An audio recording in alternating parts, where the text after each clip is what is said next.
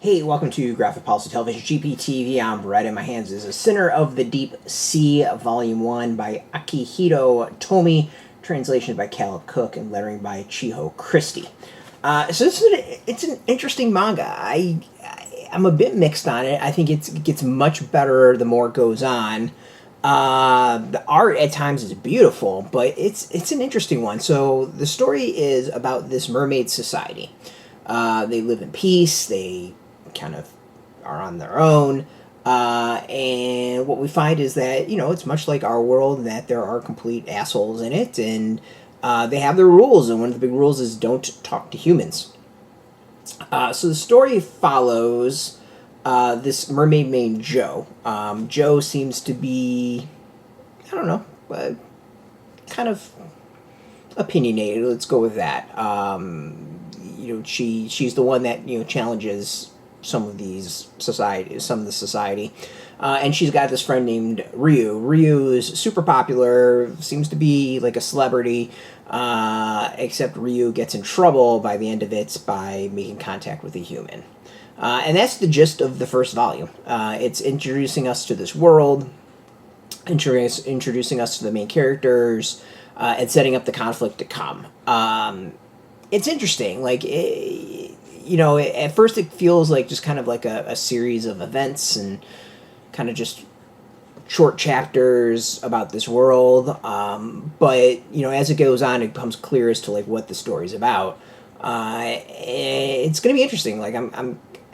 I want to check out the next volume. I'm not completely hooked and blown away by this first one. But it's not bad. I think the art at times is absolutely gorgeous.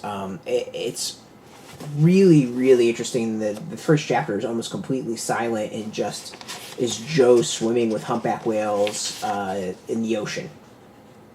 I also kind of find it fascinating that these mermaids underwater have clothing, but that's a whole other thing. And it doesn't totally explain the mermaid world, but you get a good sense as to like who they are and what it's about.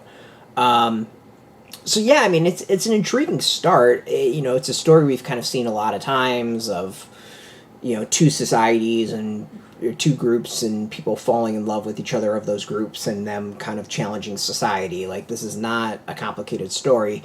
So I think it's going to be fascinating to see where that second volume goes and whether or not it really can begin to define itself from pretty much something that we've seen God knows how many times. So not a bad start, but at the same time, not quite that exciting and not enough to hook me totally. But you can go get this. It's out in shops. We got a link beneath our video. Put in your zip code to Telephone Comic Shops near you. No shop, no problem. We do have some links where you can purchase your own. There'll be affiliate links, so you do get a small percentage, and by doing that, you'll support our site. So thank you. And speaking of support, I want to thank Yen Press for hooking us up with the review copy. And of course, thank you all for watching. If you're into comics, if you're into manga, check us out every day at graphicpolicy.com. We're on Twitter, Facebook, YouTube, Tumblr, Instagram, TikTok, Mastodon, Threads, Blue Sky. Everything. All Graphic Policy, keeping it nice and consistent. So until next time, keep reading that manga and keep it geeky.